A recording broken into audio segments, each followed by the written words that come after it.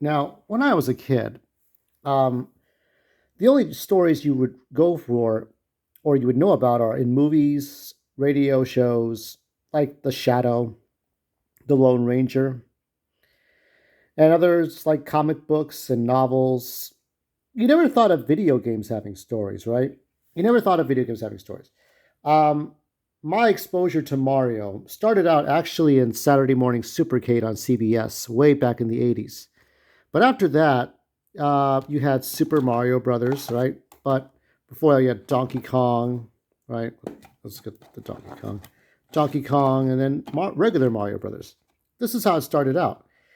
And up until 96, I remember just seeing like Mario would go somewhere, he would do something, right? He was a construction man, right? He worked on the girders and ladders, and then he was a plumber, and then he became an adventurer, right? Um, this one had the most story, I think, and as among these three, the toads or mushroom retainers, as they were called, would turn into bricks and question blocks, and Mario would destroy them. It's like, what was that about? So for a long time, Super Mario World, Super Mario Kart, Yoshi's Island, you wouldn't see anything that had any depth. Mario would just be this guy that had to do something, or in Donkey Kong Jr., he was the tyrant. He was the bad guy that Donkey Kong Jr. had to take out. He was just that character that was just there, right? And it wasn't until you got to Super Mario RPG Legend of the Seven Stars that you saw a lore, right? You saw all these characters. Now, most of them were created by Square, and you had Geno, which is owned by Square, Mallow too, I think. Everybody else was part of Nintendo's world. But it took this whole Mario lore and expanded it. It was no longer about hitting question blocks and stomping Goombas and knocking turtle shells, get to the princess, hit the flagpole, the fireworks go off at the end of the level. This was way deeper. And it showed that in the first, like, 10 to 15 minutes of the game, you're fighting Bowser in the castle. So that's what you're doing all the time, right? But then it turns into a story about Smithy, or uh, Exegor, or whatever his name is, and it leads to Smithy, who's the ultimate bad guy, and you get these 7 stars. And the same thing continued on in Paper Mario and Thousand Year Door, but that was a whole separate universe, right? Because Paper Mario was actually a whole separate universe. So, as far as we're concerned, this had ended. This was the beginning and ending. Because RPG 2, which I was looking forward to, with the isometric graphics on an N64 bit, right? Not 16-bit, but 64-bit graphics with the same look. And it would look much better, more polished. And we were not going to get that.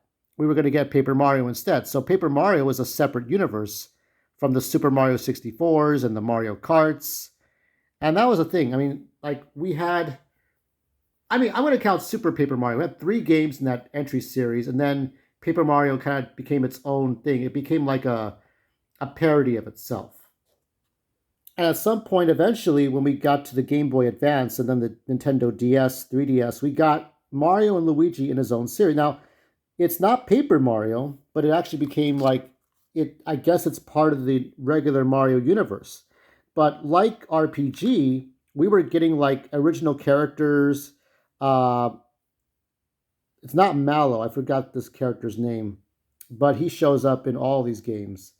Um, and I think I downloaded the very first RPG of this series on my 3DS, so it's there. I'm glad I got it. Um, so yeah, this character shows up. He shows up in all the games. In this one, in Dream Team, and in Paper Jam. And in Paper Jam, here you have the crossover. You have the crossover of Paper Mario and regular Mario. And that was even something. That was really, that was a weird time. I think I still have not finished this game. That's how great the game is. And you can see everybody here. You can see that little yellow character there. There's a whole Toad Village and some Goombas and Troopas. And after a while, Nintendo didn't want to personalize the characters. I think Shigeru Miyamoto had strict rules about the Mario lore, that it was not going to be this or that. Like the paper characters had personalized Goombas and Goomba villages, and personalized Koopas, and personalized Piranha plants and Bombs. female bombs and all this stuff. And then when you saw the later ones like Origami King, they were all just regular Koopas and Goombas again. It was all gone. Now in 2015, Ian Flynn pitched an idea for Archie Comics to promote Super Mario. And after the Ken Penders bullshit, probably wasn't going to happen. And Nintendo's very protective of their IPs.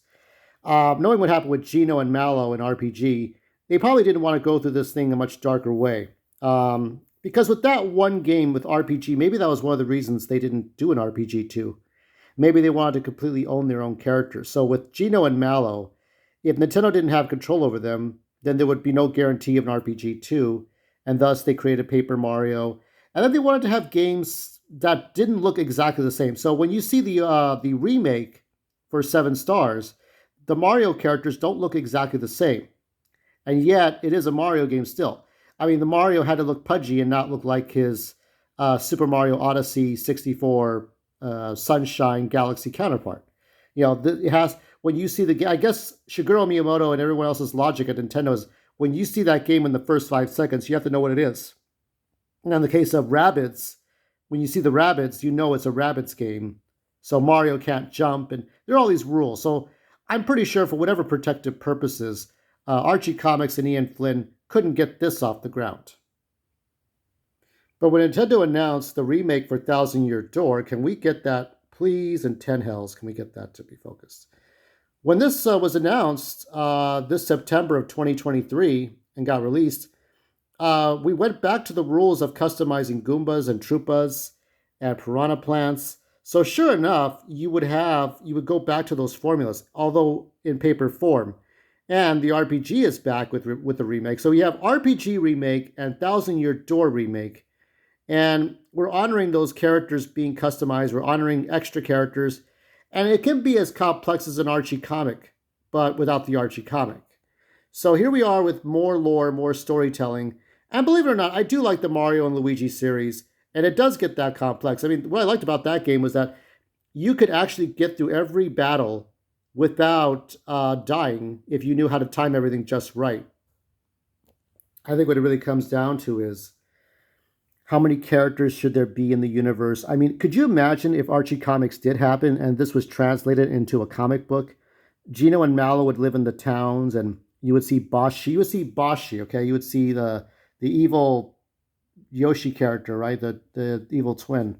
You would see Punchinello. You would see Mac the Knife. You would see Smithy. You would see like all these other characters, rule the planet, and Bowser's the bad guy.